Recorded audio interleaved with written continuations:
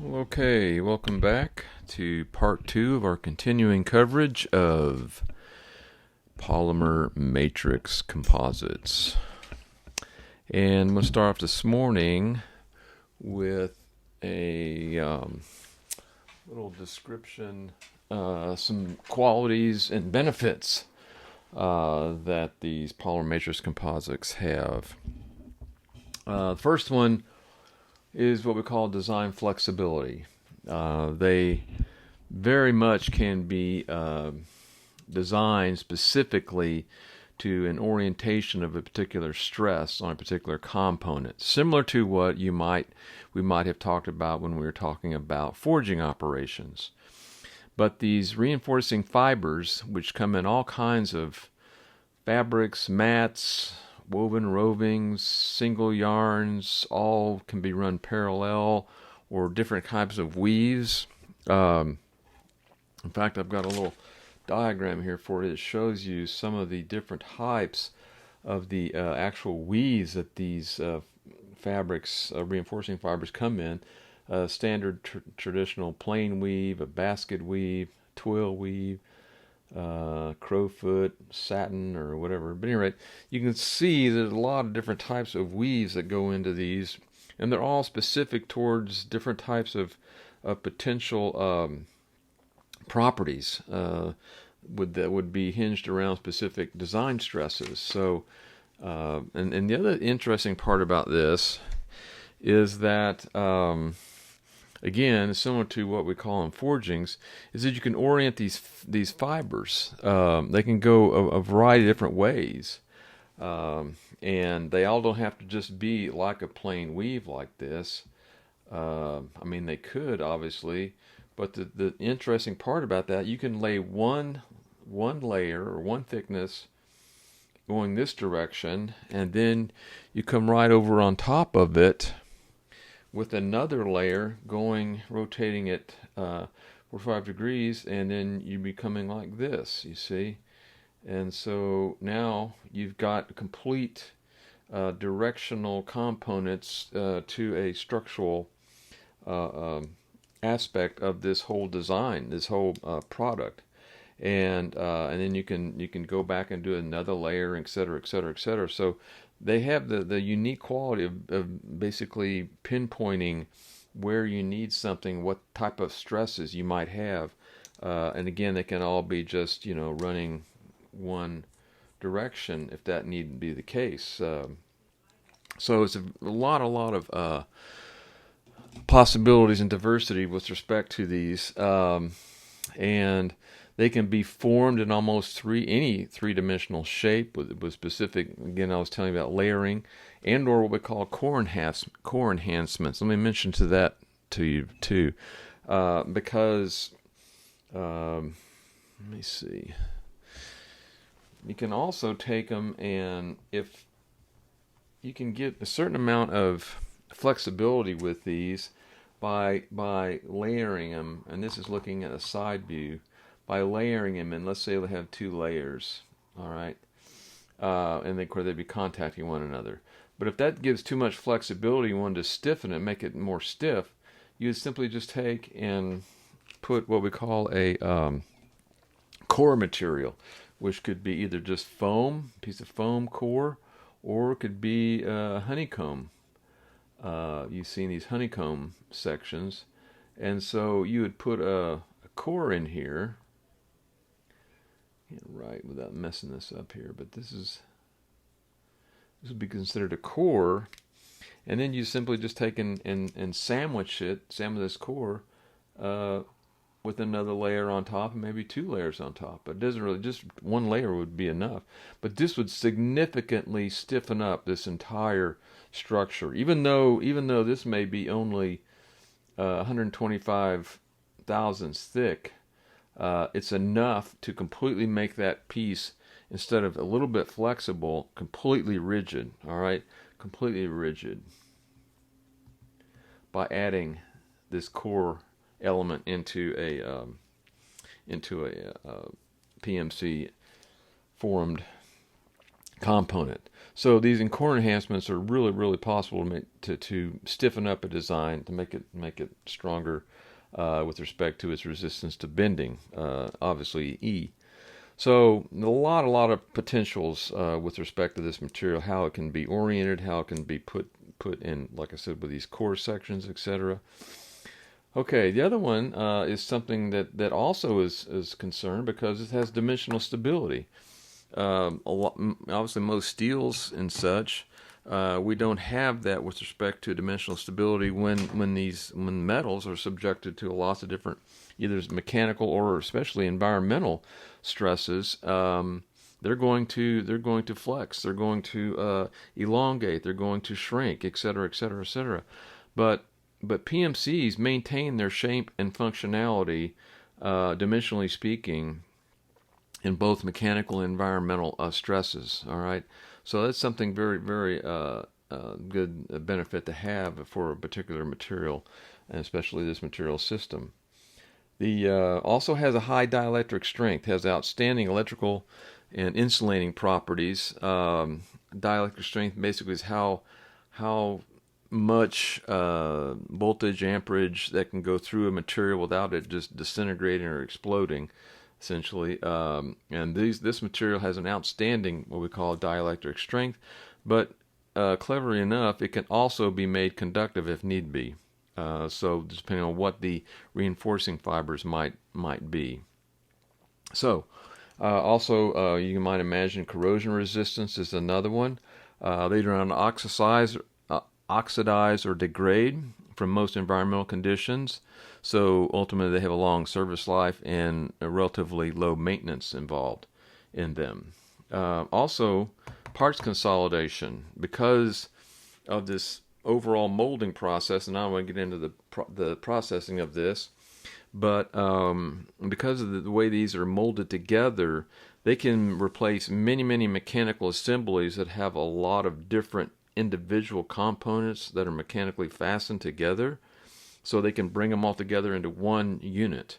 And one of the best examples I can give you there would be the frame, the body, the chassis of the very first production car that had a complete monocoque type chassis frame body, which was cleverly enough in the early 2004, something like that, 2005, somewhere in there. The Porsche Carrera GT was that way, and so they were able to eliminate all these different little mechanical components or frames or subassemblies and put it all into one piece.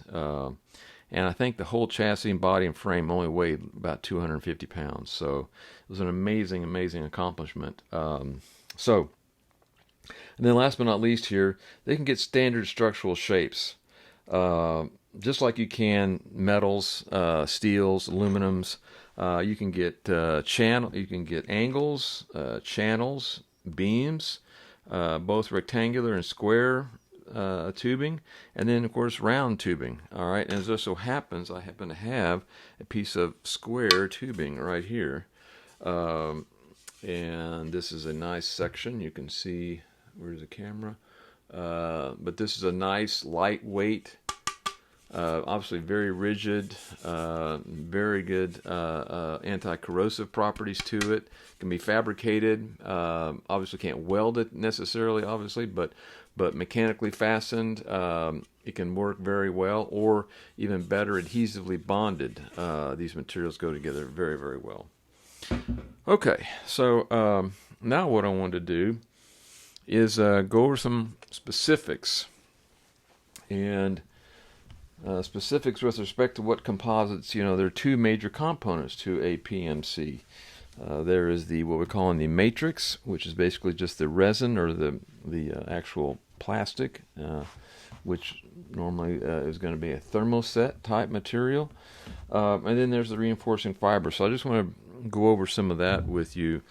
And then after we get through with all this, we will then go over the last exam. It's not the final comprehensive exam. We nix that, But this is going to be your final or your last exam, which will only cover polymers, plastics, and polymer matrix composites. And that will be this Friday from 7:30 to 10 o'clock, 7:30 a.m. to 10 a.m.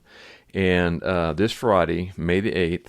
And just so there's no confusion here, and I'll remind you again, I guess, but that exam has to start at 7:30 and finish at 10. And that's all the time you get. It finishes at 10. You can't start it at 8:30 and expect you're still going to get your 2.5 hours. Okay, so if you want your whole 2.5 hours, you're going to have to start at 7:30 because it cuts off at 10 o'clock. All right. Okay. Now let's talk about again these two major components, which first would be the matrix, and the other would be the reinforcement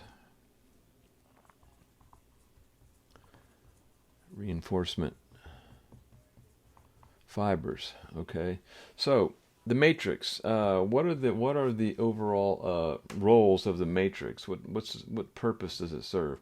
Well, first of all, of course, it gives it a shape. It gives that part a shape. Gives shape to whatever it's going to be, whatever that part might be. But most importantly, really, is that, well, not most importantly, but the second one would be it obviously protects the reinforcing fibers. All right, so it does a good job of that. But most importantly, and I'll put an asterisk here, most important thing it does is it actually transfers, acts as a transfer agent, transfers loads, stresses to the reinforcing fibers. Okay, so it's what transfers the load and the resulting stress to the reinforcing fibers. Okay, now let's talk about two of the major types. The two most major types widely used. First type is what we call unsaturated polyesters. Unsaturated polyesters. All right, unsaturated polyesters, and they are widely used in all different types of. I mean, if you go down, like I said, go down to the hardware store or something like that and pick up something, you're going to get an unsaturated polyester. It's basically a styrene polyester resin, and they use the styrene for what they call the catalyst or the curing agent or hardener to effectively begin that reaction, that chemical reaction that ultimately leads in a cross-linking of that thermoset. But it's one of the most widely used, and it's most associated with the quote-unquote fiberglass applications. Okay. Now, the other one, the one that's used on most, we would say most high-performance structural composites, would be the epoxies. Now, the epoxies, I don't know how many different grades there are, but I guarantee you there is greater than 30 different types, different grades of epoxies. All right. And they produce the highest, even though these matrix really don't get into any of the structural aspects, they do have the greatest and highest strength and stiffness of any of these different matrices. Again, I'll just put this as a resin. And so they are most widely used, again, in most of the high-performance structural applications, primarily because they have a unique characteristic of being extremely adhering to other surfaces, all right, and they have very, very low shrink rates, like we talked about in one of those benefits, and which are just about none. But at any rate, again, these are all thermoset, mostly thermoset type polymer resins that are used. Okay, cleverly we've just run out of time, but let me see. I'm going to put in a few more things here before we end this one and start a new one. But let me tell you basically the roles of the reinforcement fibers. Okay, and first and foremost is that it gives strength, stiffness, and other mechanical properties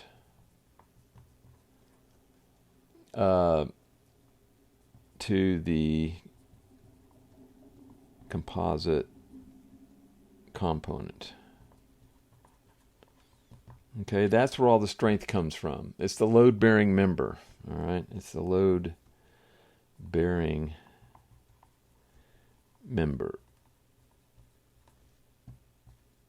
The reinforcing fibers. Okay, and they dominate all of the properties such as coefficient of expansion, conductivity, anything else. So this is the main one here, obviously, is that it gives that component, that PMC component, strength, stiffness, and other mechanical properties that are beneficial to that design component. All right.